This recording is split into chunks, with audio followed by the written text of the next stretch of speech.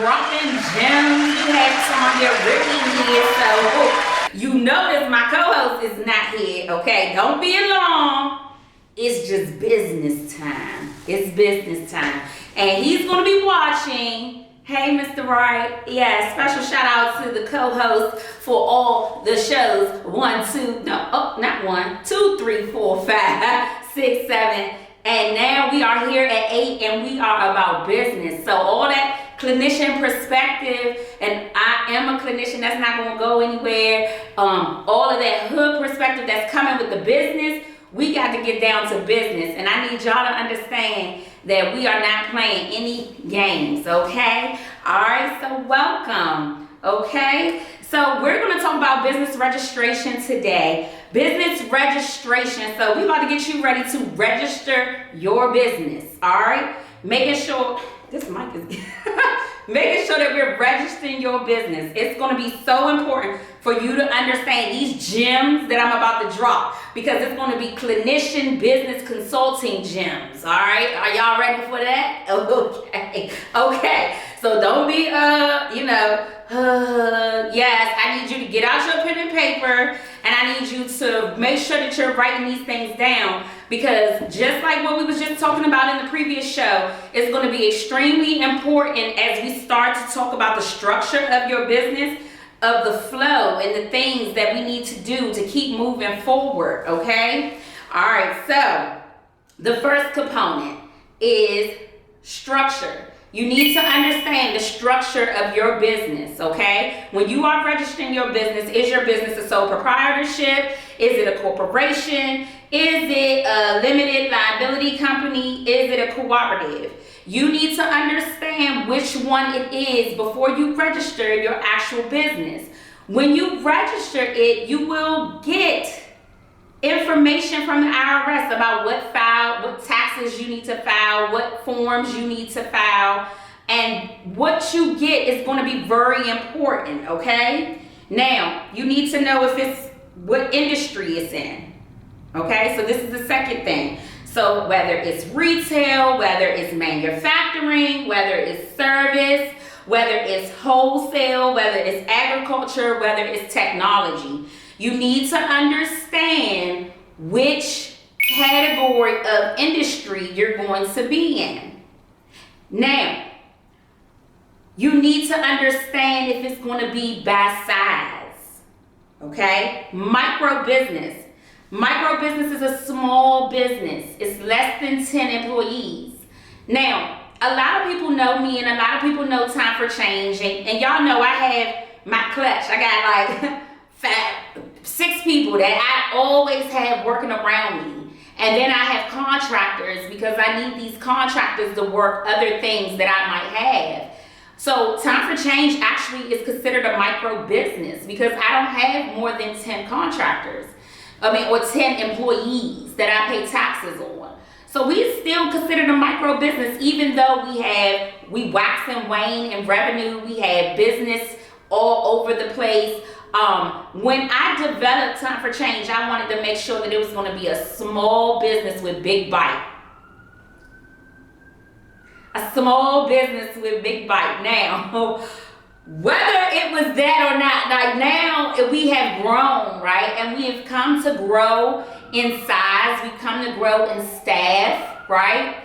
But you need to understand what you want your business to be in size at the beginning. Now, what it grows to, sometimes it's beyond your control. We talked about being ordained to do things. And I really feel like my business is ordained for me to do it. And God has control over the business. God has control over what size it's going to be, how big it's going to be. So it's going to be so important for you to understand at the beginning what size you want your business to be, okay? So micro business, we stressed on that because that is the kind of business that Time for Change is. Now, you can have a small business. Now, a business with fewer employees, typically under 100. Okay, so under 100, but it's a small business. That's still a small business, but that's really that's not a small business. That is a lot of money, a lot of people that you have to pay, a lot of employer taxes that you have to pay. And we'll talk more about that as some of the shows are going on, okay? If you have a medium business, which is a moderate number of employees with a lot of revenue, but usually under 500, and then large businesses and enterprises, big corporations have over 500 individuals, okay? You could probably sit back and think of some of the or some of the corporations or businesses that are that large. They talk about them all the time in the news, they have shares, those different types of things.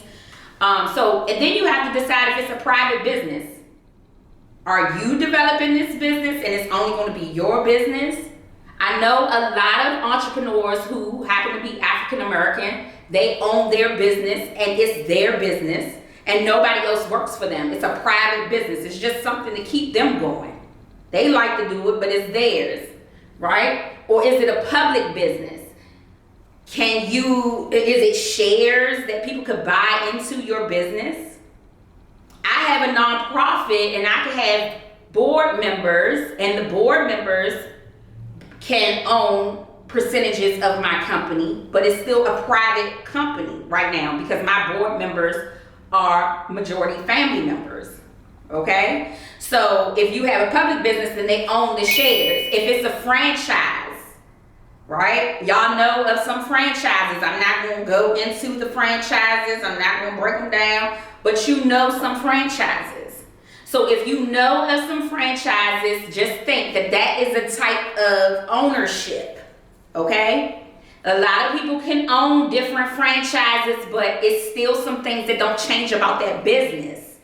They're not going to allow it to change. They going to want their fries to be the same, their chicken wings to be the same, the branding to be the same, right? And how we started all these shows was you incorporating your branding and making sure that you are keeping your branding together. So if you are following Time for Change Consultant Droppin Gems business model, then you will know that a franchise is probably not the type of business that you would want. Even though when you do go to these franchises, it's a difference sometimes. Their fries are crispier and saltier somewhere in a specific neighborhood than when you go to a different neighborhood and they just throwing them joints in and throwing them down. So you still can exude brandism, if that's even a word. Jim. If that's even a word, brandism. You can still exude that brandism, right? Inside of your franchise, if the franchise is the business, the type of business that you want. Nonprofit. So I dabble in talking about nonprofits a little bit more because I do have a lot of experience in owning a nonprofit. So a nonprofit organization operates charitable, okay? So if you want to give back and do something, for other people, then a nonprofit business model is what you need. The uniqueness in a nonprofit is that you have to have certain things to get the tax code for a nonprofit. One of those things is called the Articles of Incorporation.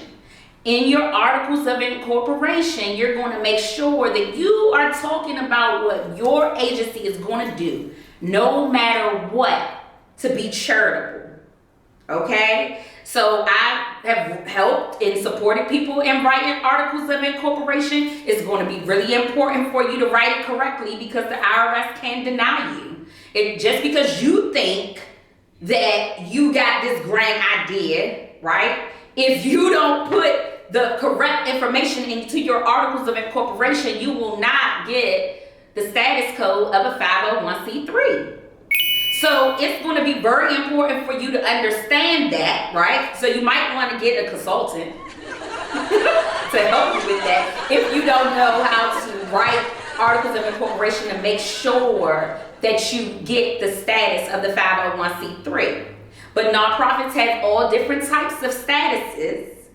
I ain't going through all of them. They have all types of statuses, and those statuses are related to your Articles of Incorporation.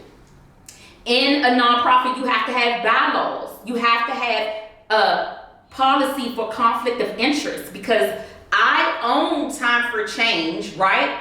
but I have to make sure that I pay myself a certain salary. I have to make sure that everything is in the bylaws. I have to make sure that it is approved by my board of directors. So these are things that are nuances in a nonprofit that are a little bit thicker than other businesses, okay? And it's just because you're using other people's money, right? We talked about that, OPM. You're using other people's money to support your mission at hand. And when you do that, you have to show, like, this is what we're doing. This is what we're going to be doing. This is the laws binding it. This is the Articles of Incorporation. These are the people who are sworn to make sure that this business goes the way how it's supposed to go. So that's the difference with a nonprofit and with other agencies, okay? So I'm telling you all of these things so that you could think a little bit clearly about your business model and about what it is that you want to do, because you have to register your business correctly, okay? Especially if you're watching Droppin' Gems.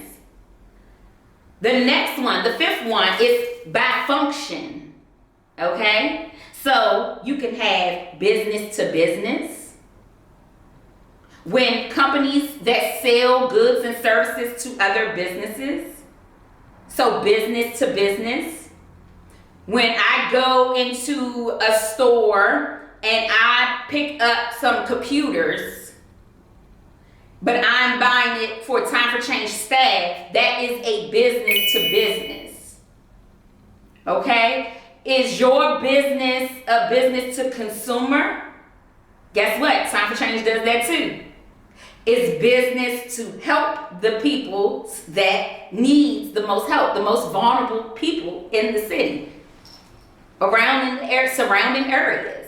Okay? Is your business a consumer to consumer? Platforms where consumers trade or sell to other consumers, such as Poshmark, eBay. They selling other people's stuff, right? Just to give you an example of that. Or is it consumer to business, which is a model where consumers offer goods or services to businesses. So here I am, Time for Change Consulting. I'm offering you entrepreneurship from a clinician's perspective, but also business consulting, a service. We have a business playbook where we're offering Microsoft classes so that you can learn and be educated in Microsoft. We have a PMP certification so that you can get certified. Not because these are services that we're just providing, it's because we want to provide a business development in providing a service to you. We want to make sure that you are equipped and you are ready to be an entrepreneur. And those are some of the skills in our business playbook that we are offering to you so that you can tighten up. So that you can type up these things that I'm going to be talking to you about. Because it's coming. I know y'all tweaking. That's gem. You tweaking for them gems. They coming. They are coming. Writing proposals. If you don't understand how to use a PowerPoint or Microsoft, or you don't understand how to use those things, I'm offering you that for a reasonable price. I know y'all got y'all tax money. Stop it. Okay. Number 6, technology or innovation. Okay. So startup. So a newly formed business, often in the tech sector, focusing on innovation and rapid growth. Traditional business is established business that typically use conventional methods of operation and marketing. So that good old AI that we was talking about, all those different tech jobs that's trying to stop other people from using tech, you know, maybe you got a business in developing that type of stuff. Maybe you have something, you have something that's innovative and that is going to interrupt technology, or it's going to interrupt your your whatever is out there already doing what you're doing. Because if you haven't done that research, you should. You need to be looking up who is doing what you're doing. Because we talked about that. Like, yeah, like what am I talking about? We talked about that in one of the shows. How you find mentors. If the mentor is your mentor, like do you feel like it is a good connection? Can you give and take in that relationship? That is, we ain't been building for nothing. That is a skill that you're still going to use when you have to write business proposals and do all of these things that we're going to talk about. So you need to start investigating these other businesses and how they're put up. Because I had people that's in front of me that had businesses, but they were for-profits. They weren't non-profits. And if I would have known that, I probably would have did a for-profit school. Maybe. Because for-profit schools, they making money. But money wasn't my goal. It never was. It never was. Money was not the goal. It was to provide free education to the most vulnerable individuals. And that's exactly why I still say it to this day. I still say it to this day. And that's for Time for Change. Now, if you're going to come to my for-profit and you're going to come to Time for Change Consulting, it is a fee. It's a fee because I have already paid for these licensings and different things. I've paid for that. So I have to get a return because it came from Tanya Ripley.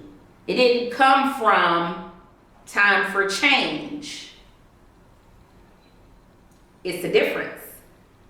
So for-profit land, that's what you're taking on. You're taking on, I have to make this investment out of my own pocket to make this work, but I need a return versus a nonprofit. I'm ordained to do this. I am a superhero. I am helping all of these vulnerable people with the little nickels that I get. And I am in prayer every day to make sure that we still are successful, to make sure that we still will survive. You can make a donation at www.timeforchange-tfc.com if you ever would like to do so. Because the donation goes right to the school.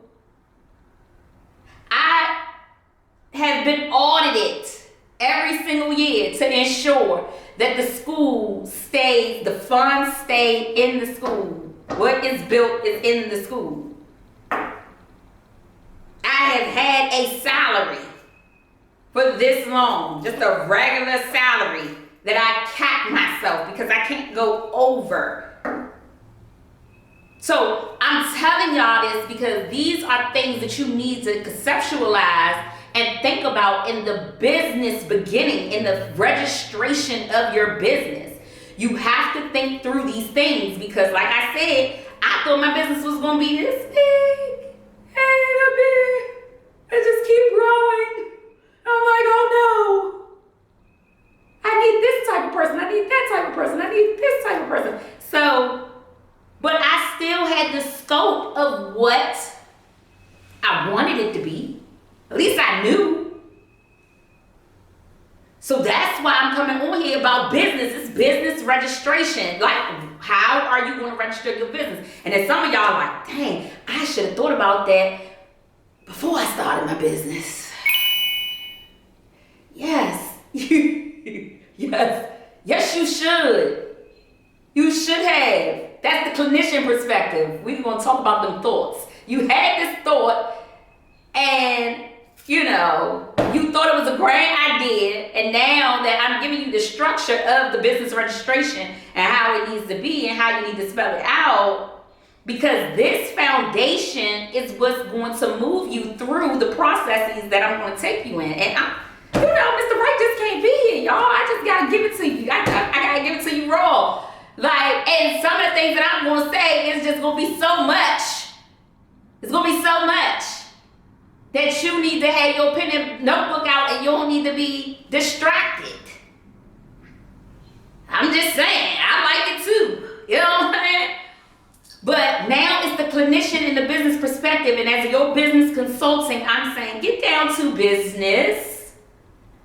Get down to business. These 6 different components you should have on your paper, and you should be sitting there and you should be writing what you categorize your business as. I'm not just telling you this because the next show I'm going to go to the next step, and as you can see, I'm here. You have me now, but I don't know. All right, so this is something to think about. So when you get those tax papers, all right, you get those tax papers. When they say your business has been registered on this business and these are the forms that you need to fill out, write that down. These are the tax forms that you need to fill out. Because at the beginning, you will be the most skilled and equipped person to know your expenses. We want to talk about that too. You want to be the person that's going to know your expenses. Nobody else. You know when you burn gas. You know when you, need a backdrop. You know when you need some shampoo. You know when you need some foundation. You know when you need some eyeglasses. You know when you need, I could go on and on and on and on. So at the beginning, you need to look at those forms. Don't just say, oh yeah, and throw it back. No, I'm not going to train no entrepreneur that did not do what I do or did. And that was handle all the accounting books and everything that needed to be taken care of. My accountant still says to this day, Miss Tonya, you was doing this before I was here? I was. You must do it at the beginning so that you can understand how somebody else needs to do their job. And we're going to get to all of that, leadership qualities, all that stuff. Like, you need to understand. I would not understand anything in time for change if I gave it to somebody else to do. Or if I said, I'll get back to it. No. When the IRS gives you that letter and says these are tax forms, look them up. They're on their website. Look up the forms line by line and see what they're asking you for. You're going to get to the point where you can pay somebody for your accounting. You're going to get to the point where you can pay somebody for your taxes. But I guarantee you this, you can cut yourself and bleed this. If you don't know what they know, you will not be able to be successful. And it's been plenty of times with time change like this. We floating. We in the yacht. Oh no, here comes a flood. Oh, we gotta turn the yacht this way. I promise you, business is that. Entrepreneurship is that. And it's gonna be very important for you to know. Don't ignore them forms. Business registration is important. So let's review. Structure, industry, size, ownership, function, and by technology or innovation. Okay? You need to understand those. Whatever your business is now, it doesn't have to be like over the top. It doesn't have to already be hitting the market and being the best thing that ever landed. It doesn't. Because you will work and perfect all of that. And I'm going to be showing you and telling you about writing techniques and all of that stuff. And it's going to be so important for you to be able to articulate. So if you even got a person in your business right now that you think, oh yeah, I'm going to use that person to articulate, negative. Nobody is going to know your business like how you are going to know your business. Nobody is going to know your information and your expenses like how you're going to know your information and expenses. And if you don't ever remember anything else, you are the entrepreneur. You are the one who has the idea. You are the one who wanted to start this. You wanted to start this. So you can't pass it off on anybody else until you build it to take on somebody else. Now, I know it's a lot of information, and I know you probably wanted to see somebody else's friendly face because I've been having these chairs nice and hot for you. But we are about business right now, and you need to write all of this stuff down because we're going to go step by step. I really thank you for joining in to Time for Change Consulting Droppin' Gems show. I commend you for your commitment to your entrepreneurship. I'm going to help you along the way. Every other Tuesday at 6 p.m., Droppin' Gems. You can drop any comments that you would like about business registration, but I look forward to talking to you on the next show, y'all. And the next show, we're going to be covering some stuff. Let me see what we're going to be covering. Yeah, I don't know. I guess you got to check in and see. Y'all have a wonderful day.